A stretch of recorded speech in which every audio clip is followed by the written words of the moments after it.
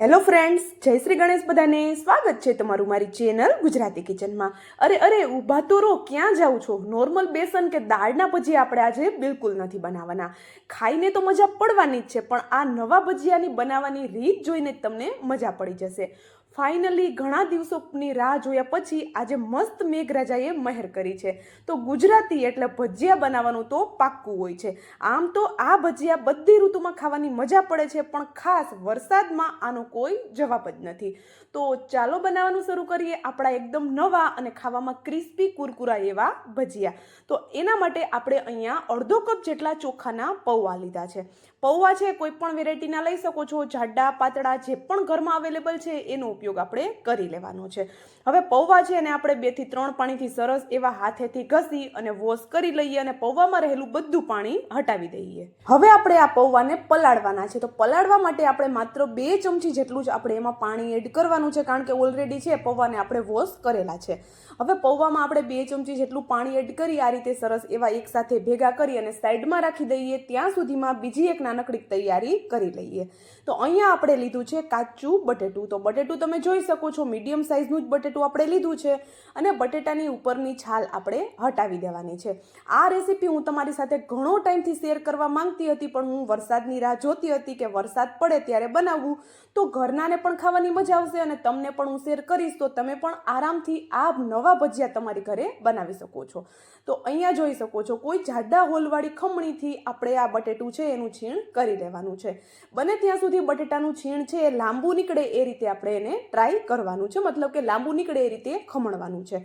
તો અહીંયા આપણા બટેટાનું છીણ છે થઈને રેડી થઈ ગયું. તો બટેટાના છીણને પણ એકદમ સરસ એવું 2 થી 3 પાણીથી આપણે વોશ કરવાનું છે, કારણ કે ભજીયા છે ને ક્રિસ્પી કુરકુરા બનાવવા છે તો બટેટામાં રહેલું સ્ટાર્ચ તો આપણે હટાવવું જ પડશે. તો અહીંયા આપણું બટેટાનું છીણ છે એ પણ રેડી થઈ ગયું. તો આપણે એમાં એડ કરીએ અડધી વાટકી જેટલું પાણી. હવે પાણીની સાથે આપણે સ્વાદ પ્રમાણે મીઠું એડ કરી દઈએ. એ જ રીતે બાકીના થોડા મસાલા પણ એડ કરશું. જેમ કે આપણે ભજીયા બનાવીએ છીએ તો અડધી ચમચી જેટલી હિંગ એડ કરી દીધી, સાથે અડધી ચમચી જેટલો હળદર પાવડર, 1 ચમચી જેટલો ધાણા જીરું પાવડર અને સાથે એડ કરી દઈએ આપણે અજમા. તો મારી પાસે અહીંયા સંચળર અને અજમા બંને મિક્સ હતા તો મેં એ રીતે એડ કરેલા છે. તમે ખાલી અજમાનો પણ ઉપયોગ કરી શકો છો. હવે 2 ચમચી જેટલા તલ એડ કરી દઈએ. સાથે આપણે તીખાસ માટે લીલા મરચાં એડ કરીએ. તો મરચાં તમારે જેટલું તીખું જોઈએ છે એ પ્રમાણે એડ કરવાના છે, પણ આ ભજીયા સ્વાદમાં થોડા તીખા હશે તો ખાવાની મજા આવશે. સાથે 6 થી 7 જેટલી લસણની કળીઓને બારીક કટ કરીને એડ કરી દઈએ. એ જ રીતે મીડિયમ સાઇઝની ડુંગળીને એકદમ પતલી કટ કરીને આપણે એડ કરવાની છે.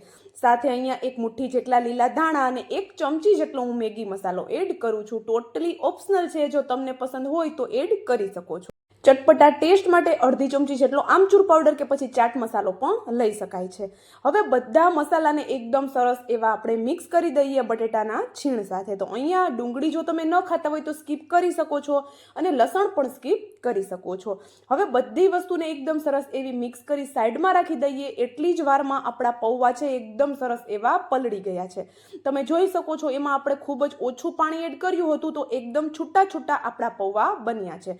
હવે એમાંથી 2 થી 3 ચમચી જેટલા પૌવા છે એને એક વાટકીમાં બહાર કાઢી લઈએ અને બાકીના જે બચેલા પૌવા છે એને આ રીતે સરસ એવા હાથની મદદથી આપણે મેશ કરી લેવાના છે.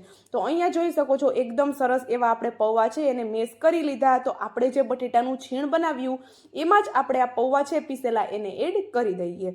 સાથે જ બાઇન્ડિંગ માટે આપણે અહીંયા કોઈ બેસનનો કે કોઈ દાળની પેસ્ટ બનાવવાની જરૂર નથી. આપણે એમાં ચોખાનો લોટ એડ કરશું અને જો ચોખાનો લોટ તમારી પાસે નથી તો એની જગ્યાએ કયો લોટ યુઝ કરવો એ પણ હું તમને આગળ વિડીયોમાં જણાવું છું.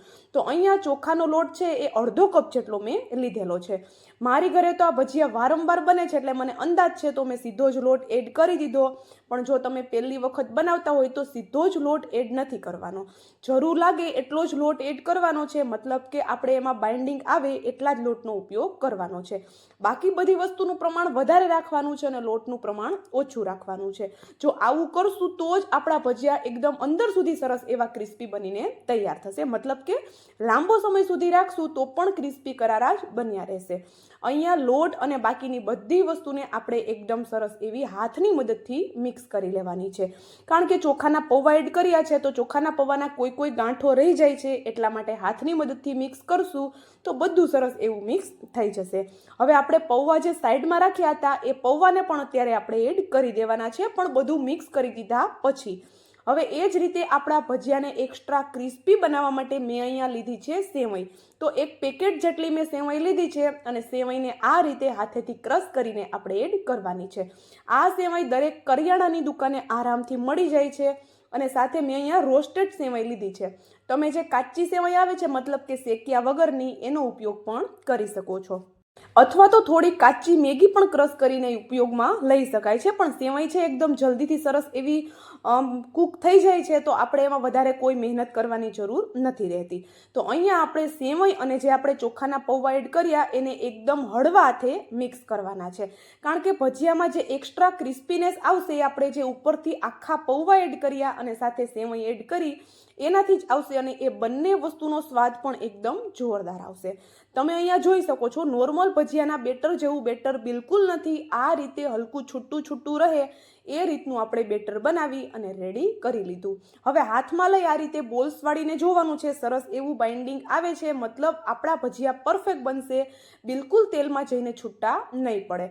તો આ રીતે જો તમે ઈચ્છો તો પહેલાં આ રીતે હલકા હાથે એનો બોલ્સ વાળી શકો છો. બોલ્સને પ્રોપર શેપ નથી આપવાનો, એકદમ આ રીતે હલકું 1 થી 2 વખત હાથમાં ભેગું કરી અને સીધું આપણે રાખી દેવાનું છે. અને જો આ રીતે તમે ઈચ્છો તો સીધું તેલમાં પણ ભજીયાને પાડી શકો છો. તો હું તો અહીંયા સીધું તેલમાં જ પાડી લઉં છું. તો આ રીતે તમે મારા હાથને જોઈ શકતા હશો, એકદમ 1 કે 2 વખત હું એને ભેગું કરી અને તરત જ તેલમાં મૂકી દઉં છું. જો વધારે ભેગું કરી દેશો તો અંદરથી ભજીયા છે એ ક્રિસ્પી નહીં લાગે. તો આ રીતે બધા ભજીયાને આપણે પાડી લેવાના છે.